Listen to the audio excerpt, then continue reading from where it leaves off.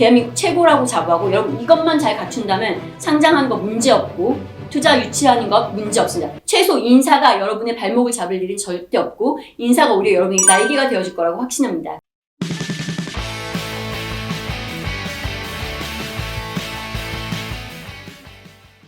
저희가 조직문화, 채용전략, 평가, 보상, 리더십, 인사인정 이것이 잘 갖춰졌을 때 어떻게 인사체계가 완벽하게 구축될 수 있는지를 설명드릴 텐데요. 회사가 규모가 커짐에 따라서 조직문화 담당자, 채용전략 담당자, 채용 담당자, 평가, 보상 담당자, 리더십, 보통 핵심 경영진과 또 외부 전문가를 초빙해서도 많이 하기도 하고요. 그리고 인사행정적인 부분들에 있어서는 농사 같이 논의도 많이 하시고 재무나 페이로 하시는 분들이 같이 가까이서 많이 하고 계신 걸로 알고 있습니다. 또 HR 총 책임자도 같이 얘기하고 있고요. 자, 그러면 저희가 이거 정리해드린 것만 보시면요. 여러분은 조직문화팀이 어떤 역할과 책임을 해야 되지? 조직문화팀장은 어떤 것들을 해야 되는 거지? 채용팀은 어떤 역할을 해야 되는 거지? 그럼 채용팀장은 여기서 내가 무엇을 기대할 수 있는 것이지? 내가 평가보상에 대해서는 평가보상 담당자에게 무엇을 기대할 수 있지? 어떤 사람이 이걸 잘할까? 그리고 리더십에 관련돼서도 중간관리자에 대한 것도 큰 이슈고 리더십 좀 어떻게 잘 해봐라고 하는데 리더십에 대해서 우리가 고려해야 될 부분들은 무엇이 있고 우리가 외부 초청을 하든지 했을 때 여러분은 그 부분에 대한 것들에 대해서 유행처럼 너무 잘하시는 분들 많이 알고 계시거든요. 근데 이 전체의 큰 그림 안에서 그게 어디에 해당하는 건지 그리고 우리 조직에 맞는 리더십에 대한 방법들은 어떻게 고민해야 될 건지를 한눈에 바라보실 수 있게 될 거예요. 그리고 마지막으로 인사행정에 대한 부분들 이거 여러분들이 많이 놓치고 계시는 부분인데요. 이게 실은 가장 발목을 잡는 영역이기도 합니다. 어떨 때요? 여러분 회사가 잘 나갈 때요. 여러분 회사가 잘 나가게 되면 사회는 갑자기 여러분에게 너 돈 어떻게 쓰는 거야? 미리 잘 예상하고 쓴 거였어? 어떠한 기준들로 썼어? 프로세스는 잘 갖춰져 있었어?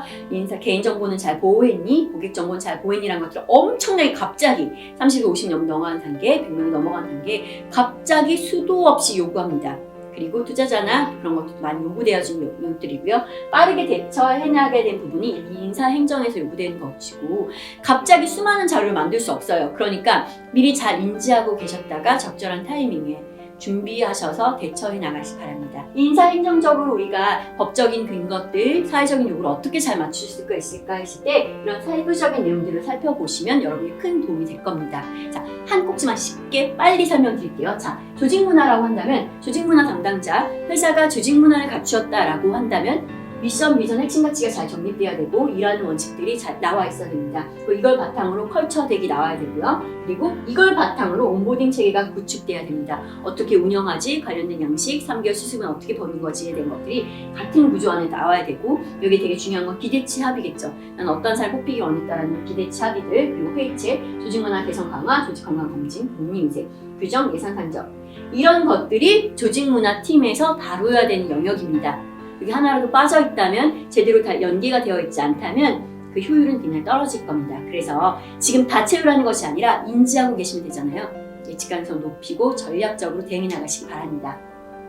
너무나 중요한 채용적인 부분 말씀드릴게요. 회사 규모가 작더라도 채용팀은 가장 크게 많이 구성들 하시더라고요. 그만큼 채용은 되게 중요한 것인데 근데 여기서 놓치고 계시는 것들이 채용 예산 산정하는 겁니다. 네, 팀장은 꼭 그걸 할 수 있는 사람이어야 돼요. 예산을 산정해내야 되고 채용 전략과 브랜딩을 할 수 있는 사람이어야 됩니다.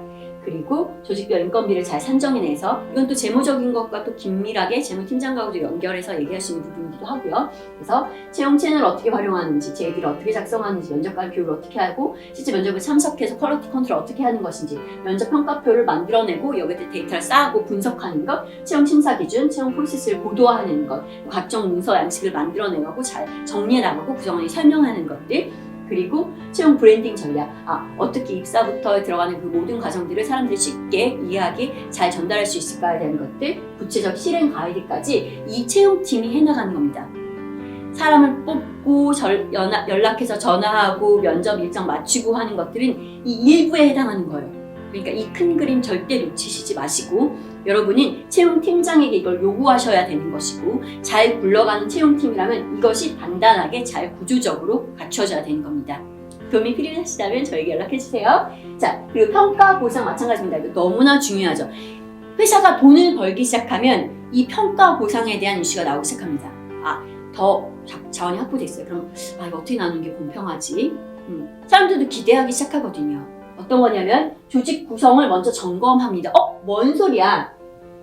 평가 보상을 한다면 평가 보상하는 기준이 있어야 되잖아요. 그 목표를 설정해야 되잖아요. 근데 그 목표는 조직의 비즈니스를 성장시키는 것에 있습니다. 그러면 거기에 맞춰서 지금 우리 조직 구성이 어떻게 돼가고 있는지에 대한 점검부터 시작하셔야 되는 거예요.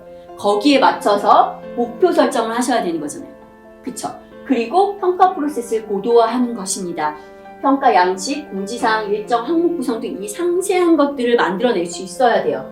그리고 성과평가 기준 정립하고 행동평가 기준 정립합니다. 피드백을 어떻게 줄지를 정하고요. 자, 저 이거 없는 회사 너무나 많이 봤어요. 여러분, 제가 여러분이 아시는 많은 유니콘 회사에서 인사 기획을 하면서 내부 컨설턴트였습니다. 실제적으로 제가 같이 대표님과 항상 긴밀히 했던 건, 자, 제가 있을 때 유니콘이 된 회사, 제가 먼저 유니콘 회사로 들어가는 회사 하나도 없어요. 저는 제가 있을 때 유니콘이 되거나 그걸 만들어내가는 과정 중에 함께 했습니다. 자, 무슨 얘기냐면 여러분 회사, 여러분 그 시기에도 이걸 충분히 할 수 있고 그랬을 때 여러분 회사도 넥스트 유니콘이 될 수 있다는 거예요. 그러면 그때 이 부분들을 제대로 해놓지 않으면 기준에 대한 것이 없잖아요. 그럼 요동치기 시작합니다. 유니콘이 됐다는 게 뭐예요? 회사가 점프했다는 게 뭐예요? 엄청나게 변화했다는 겁니다. 이 변동의 속도에 기준이 없으면 흔들려요. 그래서 평가 보상이라는 것은 사람들이 어떻게 행동함에 있어서 우리가 성과를 내감에 있어서의 기준을 마련해주고 거기에 대한 정적 강화를 하는 과정이라고 볼 수 있거든요. 그러니까 너무나 이 기준 정립이 중요하고 어떻게 단일화된 목소리를 제대로 된 일관된 피드백을 줄 수 있느냐가 너무나 중요합니다. 요새 이런 동료평가 한다니까 우리도 해볼까? 그럼 진짜 난리 나는 겁니다. 동료평가를 할 만큼 성숙한 구성원인가, 동료평가를 할 만큼 협업이 아닌가, 동료평가에 대한 기준들이 명확하게 행동평가 이란 원칙과 연계되어 있나를 보시지 않으면 인기투표가 되는 거고 회사가 정치가 더 심해질 수 있는 거겠죠. 그래서 너무나 중요해요. 보상 설계 가이드. 이것도 예상과 연결됩니다. 누가 인사가 성격만 좋으면 된다고 했어요. 그렇죠? 전 이게 가장 가슴 아파요. 인사하시는 분은 경영에 굉장히 밝아야 되고 비즈니스에 밝아야 되고 돈에 예산에 밝아야 됩니다. 변화 관리를 하실 수 있어야 되는 부분이에요. 예측 가능성을 높이시는 것들을 하셔야 되니까요. 그렇기 때문에 여기서 평가 보상이잖아. 보상 설계 가이드가 있어야 돼요. 지금 돈이 이만큼씩 준다. 아닙니다. 미래 예상치, 우리의 성장, 얼마나 매출액이 발생할 것이 예상에 맞춰서 보상 설계가 나가야 되는 거예요. 그리고 성과급 인센티브를 우리가 어떤 의도와 목적을 가지고 줄 거지, 우리가 어떤 메시지를 전해줄 건지가 여기 같이 나와야 되고 여기에 맞춰 잠 레벨링을 설계합니다. 기준 정립, 항목 설정이요. 잠 레벨링 왜 하는지 아세요? 막 이제 사람들 뽑잖아요. 근데 이 연봉이 맞는지 모르겠어. 지금 이 사람이 시장가치 이만큼이라고 하는데 그리고 내부 직원이 얘기합니다. 왜 난 안 올려줘요? 저도 그럼 퇴사해버려요? 그랬을 때 자, 레벨, 내 직무의 값, 직무의 수준에 대한 것들을 정해놓지 않으면 흔들릴 수 있거든요. 다 뭐에 대한 얘기예요? 기준에 대한 겁니다. 그래서 여러분, 높은 연봉 주고 인사총괄 데려오고 전문 경영진들이 이걸 해결한다고 했을 때 여러분 이런 것들을 할 수 있어야 됩니다. 그들의 밥값을 제대로 하기 위해서는요. 그 시장 이걸 잘할 수 있는 사람이 많지 않은 것도 사실이에요. 그러니까 이 기준을 가지고 잘할 수 있는 사람들 골라내시고 어려우시다면 저희와 또 함께 하시면 좋겠습니다. 자, 리더십에 대한 것 이거 너무나 중요하고 이거 보통 단발성으로 외부 전문가를 초청하시지 보통 경영진이 많이 힘을 갖고 하고 계시거나 아니면 인사총괄하게 하지만 인사총괄도 많이 부족한 영역들이 많죠. 그래서 저희가 리더십에 대해서 정말 이건 경영진이 어떤 마인드를 가지고 어떤 생각으로 봐야 되는지 한번 살펴보신다면 첫 번째 리더십을 하시기 전에 리더십 선발, 리더의 선발 기준이 있어야 됩니다. 제가 목이 터져라 항상 말하는 건 기준에 대한 거예요. 지금 MZ세대의 핵심이 뭔지 알아요? 기준입니다. 결과에 동의할 수 없을 수도 있어요. 그렇지만 기준에 대한 것이 명료화되어야 됩니다. 리더 선발 기준이 사람들에게 다 공표될 수 있어야 되고 그 리더라고 하면 성과와 성장과 시스템을 만들어낼 수 있는 사람이어야 됩니다. 이게 지금 세대의 MZ세대들이 그리고 지금의 잘 나가는 회사들의 구성원들이 리더에게 기대하는 바입니다. 그래서 이것이 어떤 과정을 통해서 연결될 수 있어요? 조직관리, 성과관리, 사람관리를 해나가는 거겠죠. 그래서 이런 항목들 하는 것들을 어떻게 잘 구성할 수 있는지에 대한 것, 리더 회의체를 어떻게 구성하고 방법, 운영, 양식들에 대한 것들 어떻게 하는지에 대한 것, 그리고 경력 개발, 인디비주얼 디벨롭먼트 플랜, 커리어 디벨롭먼트 플랜 같은 것들을 어떻게 잘 해나가는지 연결되어 있는 거죠. 이건 사람 관리에 대한 것도 연결되어 있는 부분인 거고 그래서 어떻게 피드백을 주지, 어떻게 정기적으로 경영진과 1대1로 만나서 얘기들을 잘 오고 가고 그래서 그런 브릿지 역할을 잘 해내지에 대한 것들이 리더십에서 다뤄질 수 있는 영역들인 겁니다. 자, 너무나 어렵고 너무나 중요한 영역이에요. 그래서 여러분, 이 부분 일부에 대한 것에 대해 잘 아시는 분에게 그것만 묻지 말아주세요. 물론 그것도 너무 중요합니다. 그렇지만 이 큰 그림 안에서 우리가 어떤 목적과 의도로 어떤 방향으로 가야 되는지를 꼭 기획하시고 그걸 잘할 수 있는 저희와 같은 전문가와 함께 하시길 정말 간절히 조직의 성장을 위해 제안드린 바입니다. 자, 그리고 인사행정이요. 저희도 이것도 정말 자신 있는 분야이고 진짜 수많은 시행착오와 경험들을 가지고 말씀드리는 겁니다. 저는 제가 겪었던 모든 회사를 보호하고 지킬 책임이 있습니다.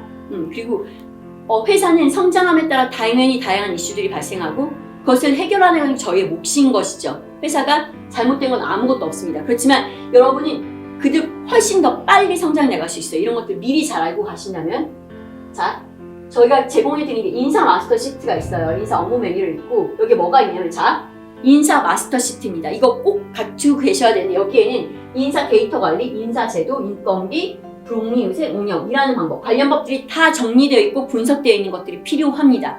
그래야지 투자자가 요구할 때든 갑자기 감사가 와서 요구할 때든 근로감독관 바로 줄 수 있어요. 진짜 많은 회사가요. 이것 때문에 갑자기 업무 마비됩니다.